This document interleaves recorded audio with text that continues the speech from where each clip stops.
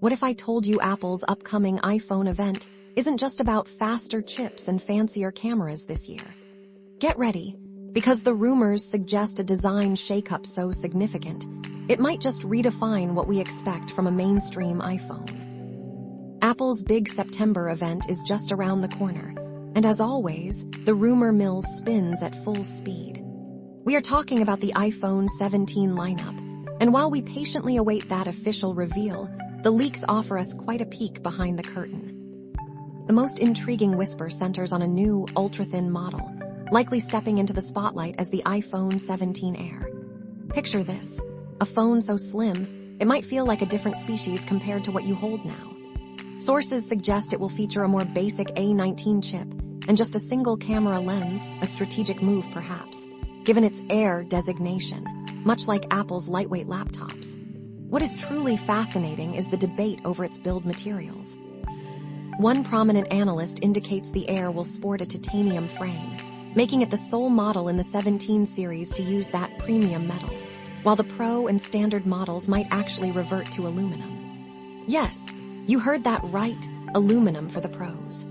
The rumors also point to a surprisingly thin battery for the Air, reportedly just half the thickness of the 17 Pros. This translates to a mere 2,800 mAh capacity, which actually comes in below current iPhone 16 models. It certainly makes you wonder about the battery life trade-off for that super slim design. But rest assured, unlike some earlier speculation, it seems the Air will thankfully keep its charging port. We will also likely see it with a 6.6-inch screen, complete with the dynamic island and that handy camera control button. Early price talk places it around $900, positioning it above the standard iPhone 17, but below the Pro. Now, let's talk about the iPhone 17 Pro. Leaks suggest an all-aluminum chassis, which is quite the turn from the current titanium. This could mean a noticeably lighter phone in your hand.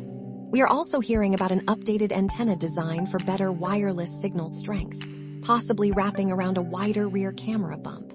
And for a truly bold visual change, both the new Pro iPhones might adopt a full-width camera island on the back.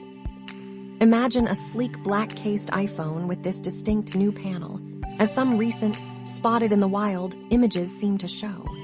While we always take social media leaks with a grain of salt, especially with the rise of AI fakes, these images have a compelling quality. When it comes to what you will pay, things get a bit cloudy. Apple's expanded U.S. manufacturing efforts could help shield us from steep tariffs, but trade policies remain unpredictable. The bigger question for us, the consumers, is, will Apple absorb any higher costs, or will they pass them on? There is a strong rumor suggesting the base iPhone 17 models will double their default storage to 256 GB, up from the current 128 GB. This could come with a modest $50 price increase, which Apple might cleverly pitch as a better value for that extra space. Remember, they doubled the default RAM on Macs for free recently, but that was before this current tariff cycle really kicked in. Of course, the iPhone 17 lineup will come preloaded with iOS 26, matching its name to the release year. The design features something Apple calls liquid glass, a contentious visual approach that they have reportedly scaled back in recent betas, but it will definitely still have a glass-like feel. On the functionality side, prepare for redesigned phone and Photos apps and a suite of new AI features. Think live translation for calls and messages, a sensitive content warning for child accounts that can actually freeze FaceTime video if it detects nudity, and visual intelligence to search for elements within your photos. And for a little quality of life improvement that many of us have secretly craved, iOS 26 will finally let you customize your snooze alarm, freeing you from the tyranny of that pesky 9-minute default.